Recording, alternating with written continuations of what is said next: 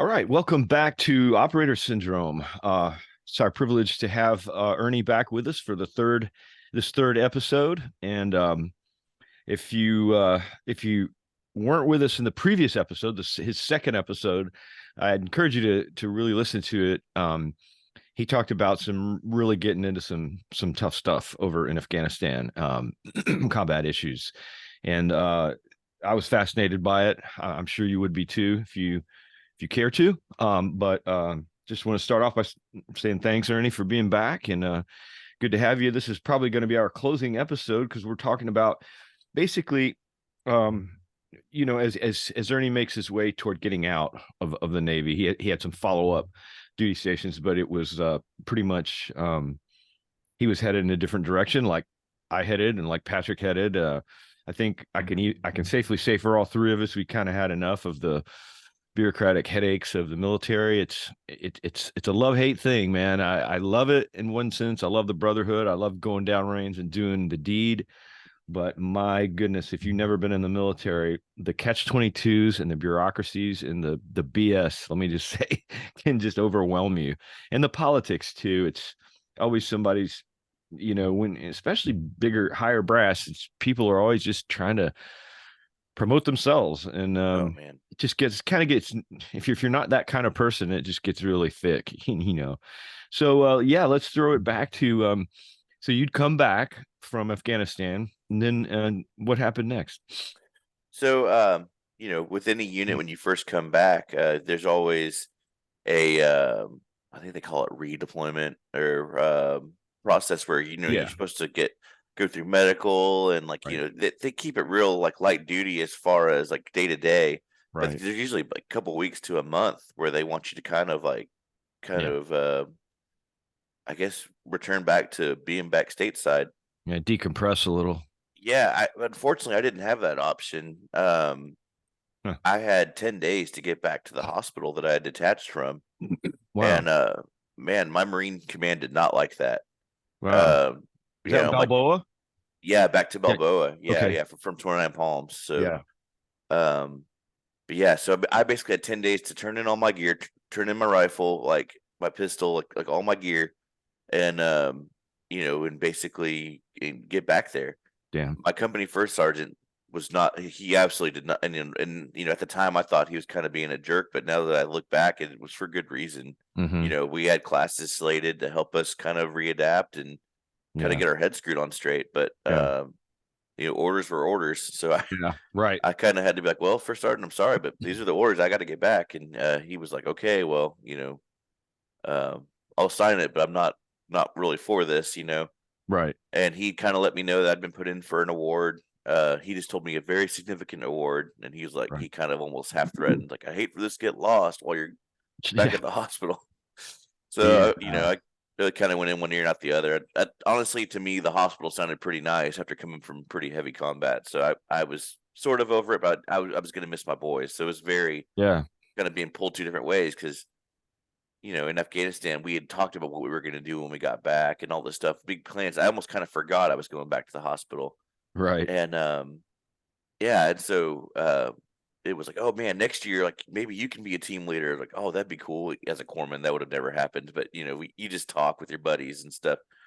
Yeah. And yeah, I kind of forgot I was going back to the hospital. And so yeah, I get back to the hospital ultimately Yeah. without much issue. And I kind of once that award goes through, they really really start like kind of hyping me up, like hey, like Yeah. all these command master chiefs and officers and stuff like that are wanting to talk to me and about what I did and stuff over there and what had happened. And that was kind of the last thing that I wanted to do at the time. Yeah, right. They want to make you a poster boy. Yeah, yeah, absolutely. And I think Us. especially because I was like a individual augment, I guess that was a pretty unique situation. And you said it was a Navy Commendation Medal with Valor, right? Yes. That's pretty significant for those listeners. Um, that was the highest medal I ever got. The next one up's a Bronze Star, so it's getting up there and significant. But I'm glad I'm glad they acknowledged you, but even though you might have been a little bit put out or embarrassed or whatever. It's just like, yeah, I don't want to talk about it. Yeah, they actually did 3 different ceremonies for that award. Wow. Um, they 3 gave different. me they gave me one with the command master chief of like the department of like of all the branch clinics. Right. Um, he had come out and did one, and that's probably all I really cared for, to be honest. Uh-huh. Um, and then they did another one where they flew in my mom, Oh, nice. and we did that one, and that one was pretty cool. But then like it was like they do it by order of like of awards, right? Like some guys are getting Yeah. like certificates of commendation, some guys are getting NAMs, some guys are getting commendation medals like myself, and others are getting Bronze Star, like just whatever, right? And I guess they had messed the ceremony up, and they kind of like put me between 2 officers. Oh, really? They're like, hey, just Yeah. go ahead and shoehorn this guy. And these guys were like, what's this kid doing here? But it's because we were all getting comms. Right. And I guess like because and like it was a last minute thing. Like my citation was on like a white piece of like paper instead of like the Yeah. nice kind of like. And like I didn't care about that, but I guess the hospital master chief did care, and he was very upset about it. And so they did a third one in the chief's mess with all Right. the chiefs of the hospital, which is the last thing I really wanted. The goat locker. Oh yeah, yeah, and they were super cool. Like honestly, like if any happened to listen to this, it was awesome. But as a E3, that's Yeah. probably the last place I wanted to be. It's kind of Yeah. intimidating. Yeah. Yeah. Good, man. What led you to want to transition out of the military? What was on your mind? I mean, Oh man, so I knew I wanted to get out, but I knew I wasn't ready yet. Um, I found out also because we took a advancement test before we deployed. mm-hmm, Of course, we didn't get results or anything while we were out there. When I mm-hmm. came back, they said, "Hey, you made rank, so that's pretty cool." I didn't really care honestly at that point, but it was like, "Hey, at least I Yeah. get a little less crap walking around, I guess." So you were petty officer 3rd class at that point? Yeah. Yeah, Yeah. yeah. So I'd put on the E4, and my chief immediately at the time in the Navy, guys were getting out like crazy. Hmm. For different reasons, and there was some weird program going on where like they looked at you as like a sailor, not necessarily as a hospital corpsman, and if you didn't hit these certain wickets, they would just be like, "Hey, like we're denying your reenlistment." Wow. So he was like, "Hey, like you just got this award, you just picked up rank, like let's put you in now." And at the time, I was like, I think I told you before off camera that you know I was 21 years old living in San Diego and Yeah. honestly dealing with some pretty heavy stuff. Yeah. I was like, okay, well, I have no reason to go back home to Texas. So I went ahead and stayed in for the 3 more years. Didn't really know what I was going to do yet, but I knew probably not that again. Right. Yeah. That's what I thought. And so yeah, I reenlisted. Um, I wanted to go to a ship or try that out. I Uh-huh. thought I did. Or the what they call the brown water navy, like riverine squadrons. Right. Um, try something different. Yeah. Um, as I was negotiating orders, like they saw that I was Fleet Marine Force qualified. Like I had the badge Yeah. with the Marine Corps emblem and the waves and rifles on it, Right. and and I had several awards from the Marines. Like that I was pretty much branded as a green side, of Yeah. course, Marine Corpsman. That makes sense.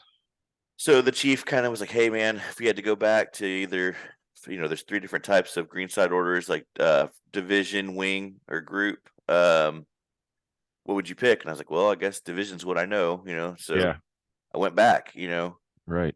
Um, pretty uneventful combat wise. I didn't go back to Iraq or Afghanistan, anything like that. Just did some. I worked in training for a while. Uh-huh. Training the new guys up, and I actually got to go be an advisor for the advisory teams that were going out to Afghanistan. Because I worked so much with the Afghan National Army during my Yeah. combat deployment. So I Hmm. did that for a little while, but overall, like, I was dealing with a lot of mental health stuff. I Hmm. was, going to appointments constantly and Yeah. stuff like that. I was taking care of it. I would say I was managing it well. Yeah. But there was a lot going on. I knew that, like, my own like, taking care of myself was priority. Um, and then as that changed, I saw the Marine Corps change. It was less about, hey, this next combat deployment, let's we're like, let's train and go and deploy. It was less so about that. It was more about, I remember going to a meeting for a field op that was a month long in 29 Palms, and I was the senior medical representative there, and they asked me about medevac plans, and I had offered a pretty detailed, like, hey, this is how medevacs work in 29 Palms. And they asked me about response times, and I had offered, and I know I should never use this word. I said, in my experience, and some major jumped all over it and was like, well, I'm not really interested in your experience, petty officer, but blah blah blah. And I was like, okay, and then I listened to two captains talk about notional effects of crew served machine guns on notional targets, and I was just like, okay, I'll let you guys Yeah. talk about Blah shooting blah blanks blah. over here. Right.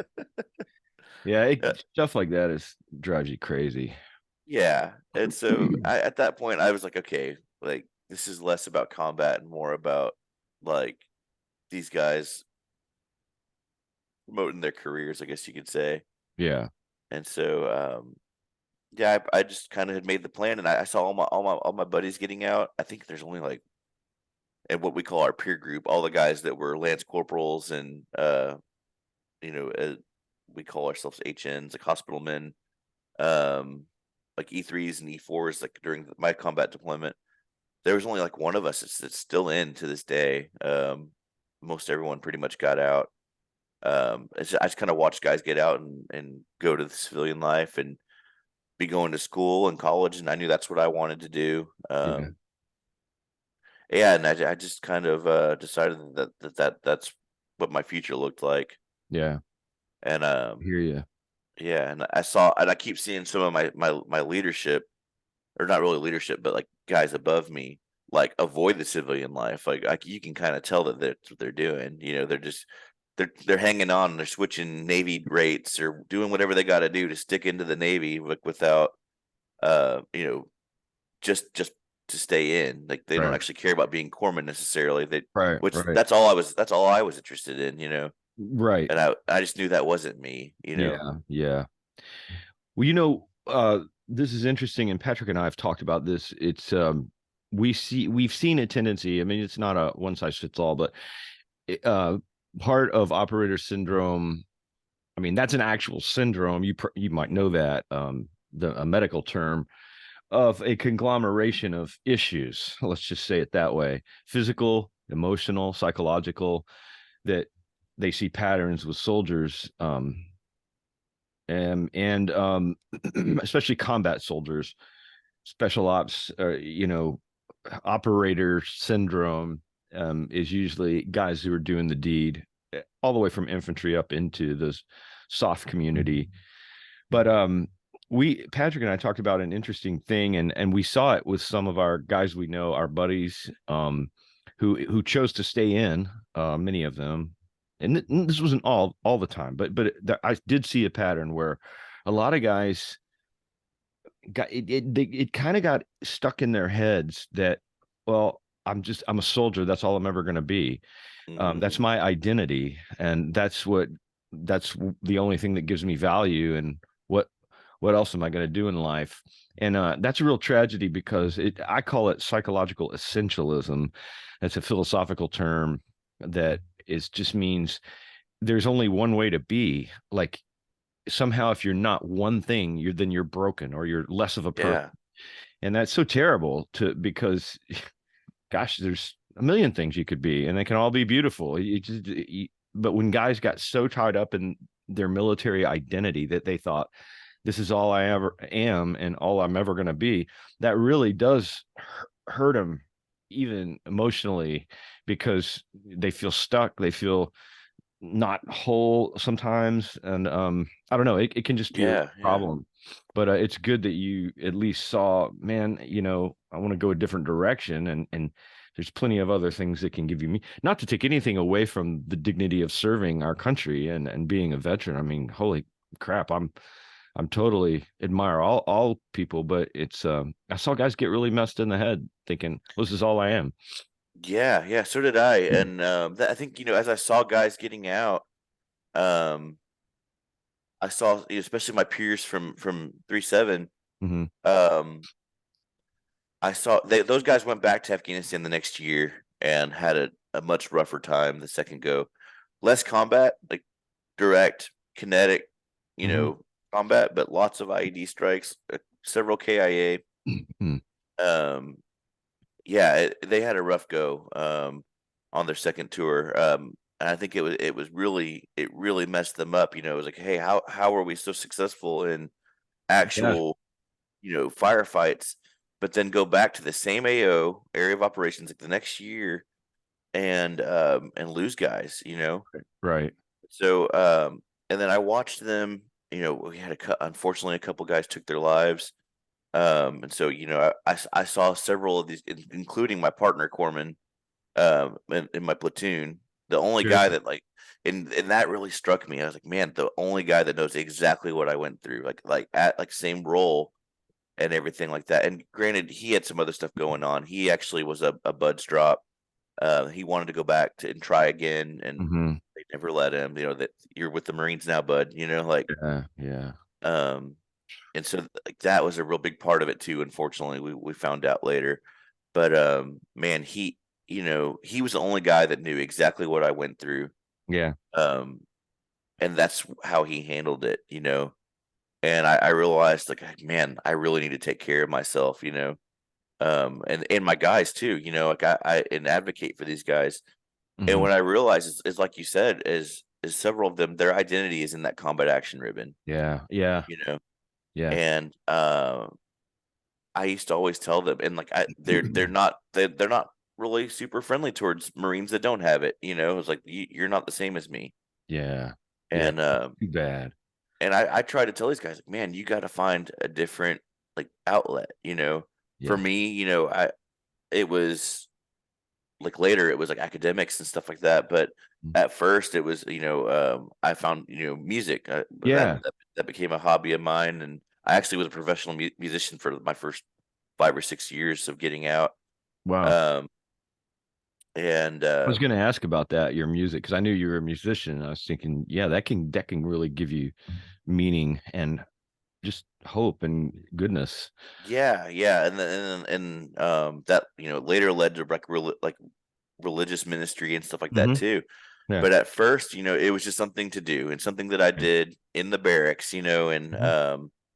I would go to open mic nights on Thursday after field day. After we'd Yeah. clean our barracks rooms, I'd go out and play. Yeah. And I think just having something else to put my identity to Yeah. my identity, Yeah. aside from combat, which is, I'll admit, painful for me. Right. I was a pretty peaceful dude. Like I hear um you. and combat, you learn a whole other side of you, that Yeah. you don't always like. Exactly. And so that was a thing. And so I've been very proud of a lot of my guys. Like my old saw gunner is now a very successful photographer in New York City. Nice. You see a lot of these guys come into their own. Yeah. Yeah. Um, some of them use some of that combat skills, and I've seen them become very successful and decorated police officers, and some guys go into business, and business management and stuff like that. Like you see a lot of guys like use their talents in other ways, and I'm really proud of those dudes. And I really like Yeah. it. Really hurts to see those that don't and can't. Yeah. Um, They get stuck. yeah, And it usually leads, not like I say, it's not a one size fits all, but it usually leads to how do we say it? Bad habits, drinking too much, Yeah, yeah, drugging, things that aren't healthy. yeah. Uh, but would you say overall? And I'm thinking probably the combat tour got into it in Afghanistan. What do you see as your biggest challenge or struggle that you faced? I mean, we've talked about some of it. You were saying it was, you're going to counseling. Yeah, yeah. I went to mental health services, and I really want to destigmatize that. Yeah, totally. You know, you hear a lot about guys that won't go. Yeah. Um, that's the thing. There's so many resources out for our active duty dudes that may be listening, and veterans as well. Yeah. There's so many resources. Like, please just pick one and Yeah. give it a shot. For me, what worked for me was going to one that was outside my direct command. Hmm. Because at First Marine Division we had our own mental health clinic, and I went there at first. And they were fine, and they were great actually, but I just didn't like that I was going to the field with the same doc that I was talking to, and Yeah. he's got to be a little worried I'm carrying a rifle in my hands. Yeah. Yeah. Yeah. That's a really good point. And for veteran listeners out there, I don't know. I mean, if you're out, you're out. But gosh, that's a big one. It's so many times soldier sailors don't want to. They're afraid that any sign of weakness, if you're struggling mentally or whatever, it's just going to be a death sentence. When I think now I can say, well, see, I worked in some of that world as a chaplain. I was in Yeah, as an officer, and and we talked about it on one of our podcasts in the past. Patrick and I did that. A chaplain is really an interesting crossover kind of officer, because while I'm doing divine services for my faith group, my tradition as a Christian Protestant, I'm also doing a lot of counseling, and it becomes there's a real fine line between when does a soldier sailor need to see a psychologist or psychiatrist yeah, versus just talking to a chaplain, and we there's an overlay of commonality. It's like a Venn diagram that there's areas where we both can serve and help in the counseling process, but I'm not a trained mental health expert. And the hardest thing for me was to know when to suggest. As a chaplain, you're totally confidential. It's the one thing in the military that if you're out there listening and you're struggling, there's no other officer in the military who is 100% confidential. We can't even testify in a criminal trial because of the sacred space of being with a chaplain. So that's one place you can go if you're out there listening. And they really do take it seriously. They pounded it into us in chaplain basic course. yeah, They're like, don't ever violate confidentiality. But I think a lot, my worry was guys and gals would be like, oh, I don't trust them. This is a military, it's going to get out there. It's like, even if you commit a crime, we cannot divulge that unless you ask us to, or through the process of counseling, they say, confessing to this might help you bring healing, but it may not. But I'm not going to be the one to do that. So sure, yeah. it is a safe place. I hope people know that resource is out there. Yeah, yeah, and our chaplain, he was a great dude. He was a prior Marine aviator. Seems like it's like you said, it's pretty like you said, uncommon. Obviously, Mhm. your case is kind of the extreme, like Yeah. as a SEAL. But like I've found several though that I've met had operational experience of some sort. Though Mhm. Yeah. I remember, like ours was a Marine aviator. I remember Nice. Third Battalion, Fifth Marines. He their chaplain was a Marine Corps gunnery sergeant. Uh-huh. Yeah, and so like a lot of them, they not all, but several have been there and done that. Yeah. I've known a Um, good number of them. Yeah. yeah, A lot of street cred when you, yeah, for sure. you know. Which which does help. but yeah, and then they introduced a new one while I was in. I'm not sure if it still exists. It was called the MFLAC, Marine Family Life Counselor, Hmm. and these guys were totally civilians, like had no affiliation, and they wouldn't even see you on base. They would pick you up and take you off base to talk, Cool. and they were part of our unit. They would come and like do battalion PT with us, and they're these like guys with like long hair and mustache, but Yeah. they were great dudes, Yeah. and yeah, and like that was like, hey, if you don't want to talk to anyone that has a uniform on, like you have that option too. Yeah. And yeah, I think that's just the big thing is just seeking that help out, and or even if it's just your buddy, at the very least, like someone else that's been there with you, and that's the two big things for me Hmm. is finding is talking to somebody and finding an outlet. But You think you're losing your buddy who took his life was maybe the biggest hit you maybe in the gut the hardest? yeah, Yeah. because like and I still talk to his mom like all the time. We're pretty close. Yeah. They're from the same area geographically. Like I grew up in the Houston area, and that's where they lived as well.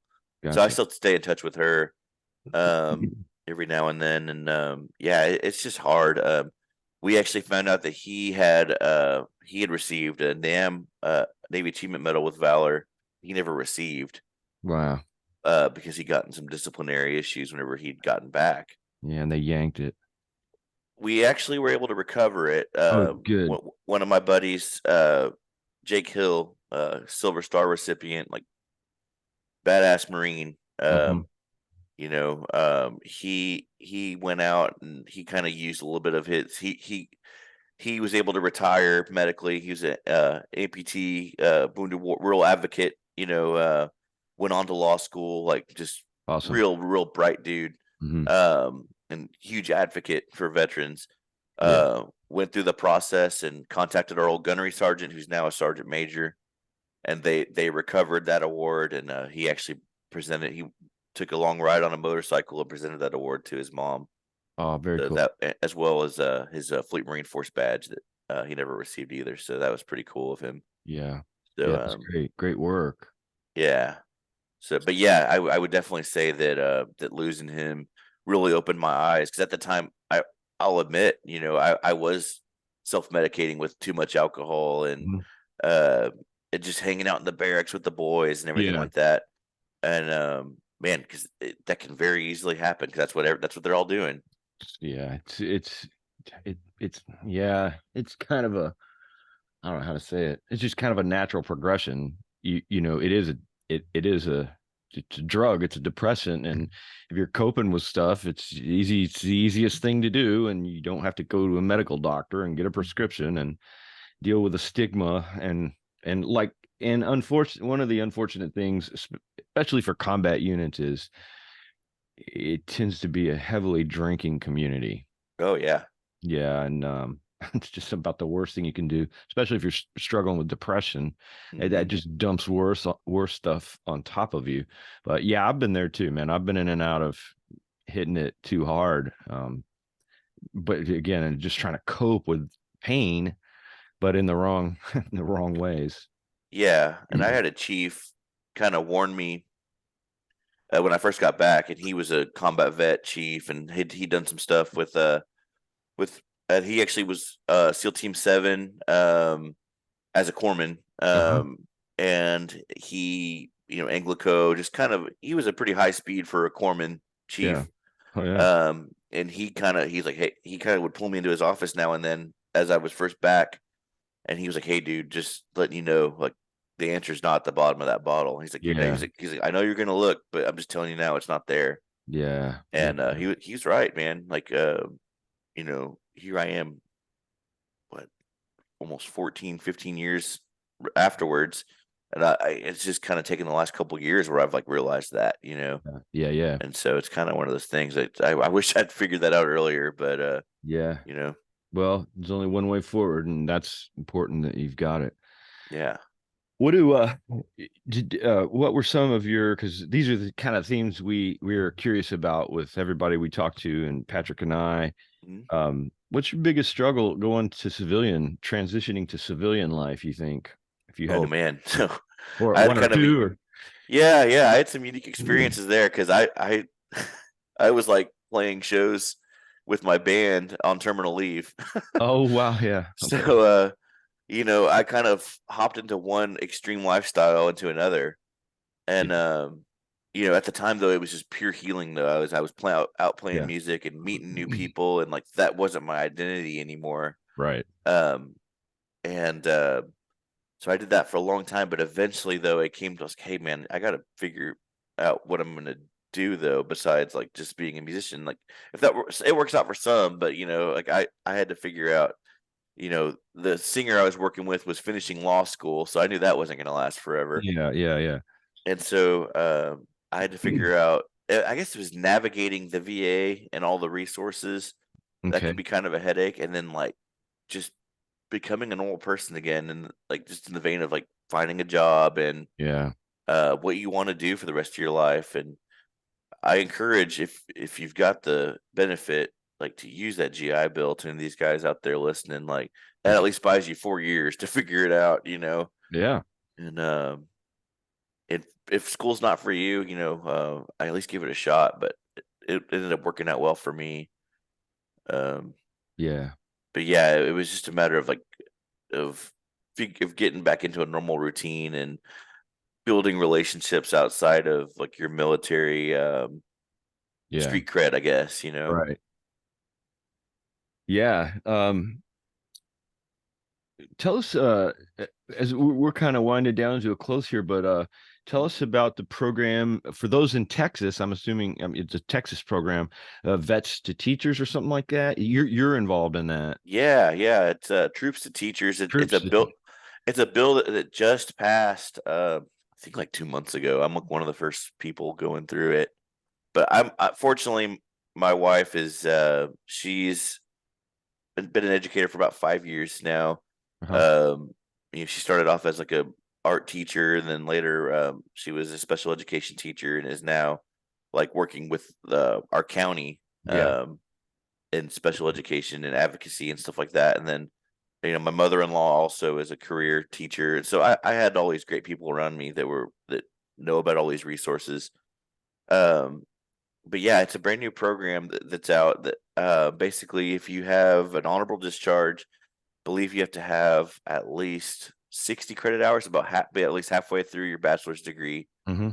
or have a bachelor's degree. You can get a 5-year teaching permit to teach in public school. Um, I fortunately I had already had my degree, and I was already planning on going through an alternative certification program where basically you pay to get um like instead of being an education major, I was actually a healthcare administration major. Hmm. You're certified to teach in Texas, but through this program, I was able to actually kind of go like waive that, Hmm. and I get a 5-year permit, and then after that, I'll have to go ahead and go get certified. But Cool. yeah, I was initially gonna be teaching special education for second through sixth grade, but actually now I'm gonna be teaching fifth grade English, so Okay, pretty cool. excited about that. Excellent. Yeah. For veterans who are listening, okay, so I taught in a similar program. It wasn't the troops to teachers program in Texas. I was in Kentucky, but I got my certification as a special ed teacher. In a lot of states really need special ed teachers across the country. It's and you know there are alternative ways. I mean, this is a great one for veterans. So that's a pipeline that's good and admirable. But there are other ways. If veterans, or if you're listening out there and you're a veteran, and you're thinking, what am I going to do? Man, teaching can be awesome because, and now I'm a college professor now. I got my PhD and teach at University of Louisville. But it's amazing the impact a veteran can have on younger people, as a mentor, as a teacher, obviously, but as a role model in a lot of ways. And so many life experiences we've had that, I mean, you can't make it up. The stuff we've seen, places we've been to, Oh um, yeah, yeah, and they every semester I get evals that say, man, the stories that he could tell, and so a lot of times it's just an analogy I'm trying to make. I might be teaching Homer and the Iliad, um, or the Odyssey, and I'll say, yeah, well, when I was in combat, because it's all about yeah, combat, I was like, yeah, and there's another cool aspect where you can. Okay, so I'm getting off on a little bit of a tangent, but I think it fits with what we're saying. Like I think a lot of times, especially males, not always. I'm not trying to generalize or exclude anybody, but a lot of times with male veterans and combat veterans, we don't let our emotions out like we should. We just nope, we're tough. Screw it. I'm good. I got this. And there's this tendency not to want to cry, not to want to release.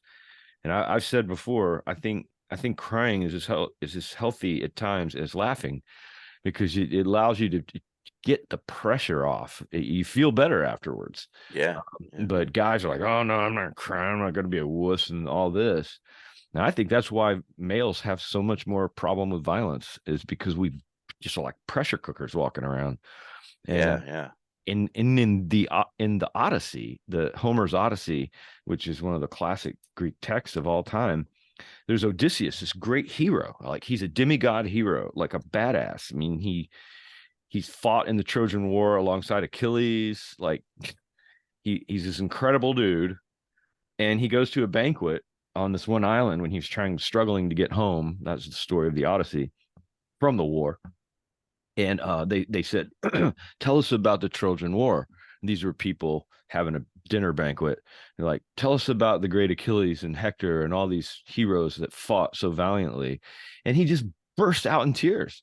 He just starts saying, he's like, it's too much to talk about. Or he does end up talking about it, but it's like he, I mean, he's his ultimate badass, and yet his love for his brothers and the ones he lost next to him Yeah, yeah. caused him to just unleash. So there's a lot of wisdom in a lot of these angles, but just circling back on teaching can be a really great, because you can use these stories and analogies. And I was teaching.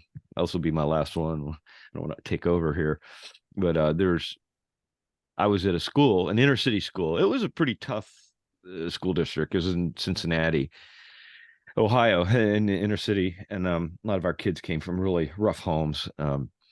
But you know, everybody has a bad day, and this one teacher was having a bad day. A teacher I worked with, female teacher, and she's just like, I don't know what to do. I don't know what comes next. And I'm like, well, I hear you. Sometimes. And I said, one thing I've learned in the military is if you're not getting shot at, it's a good day. It's Yeah, always a good day. that's right. That's And right. it's like a little perspective. And she smiled and we laughed about it. And I wasn't trying to be like, oh, whoa, why are you whining? No, yeah, Like, no, I wasn't taking her, I was taking her seriously. I was just trying to say, yeah, sometimes perspective. I said, man, all I ever wanted sometimes when I was deployed overseas was to just get back to a hot cup of coffee and my sure. home. And yeah, that perspective can help people at times. Yeah, and I would say also with it's like you're talking about, like man, you can't go into that classroom as the grizzled combat vet all the time. You Yeah, have to. It definitely, you walk into an elementary school, in my yeah, case, and man, I have to be approachable and kind of put my guard down a little bit and show some compassion just yeah, to get yeah. through to these kids. Well, they're And not going so to be respecting your commendation medal with valor. They're yeah, yeah, your put it on my rank, or t-shirt. yeah, they're just going to be like blah blah blah. But Yeah, that's really good stuff, Ernie. Well, we're coming up to time here, and just again, thank you for sharing your story. It'll be valuable to our listeners. Nothing else. I've benefited from it, and I know Patrick has appreciated it too. And of course, thank you for your service. It's no funny. thanks. It always kind of, yeah. When one veteran thanks another veteran, it's kind of, well, okay, but I really do mean it. I mean, it's important. So man, all the best to you in your future and education and whatever's next. Well, thank you, brother, and Oh man, I'm thanks for very thankful to be a part of it, and yeah, I guess you'll see me in the comments. yeah. All right. All right. Thank you.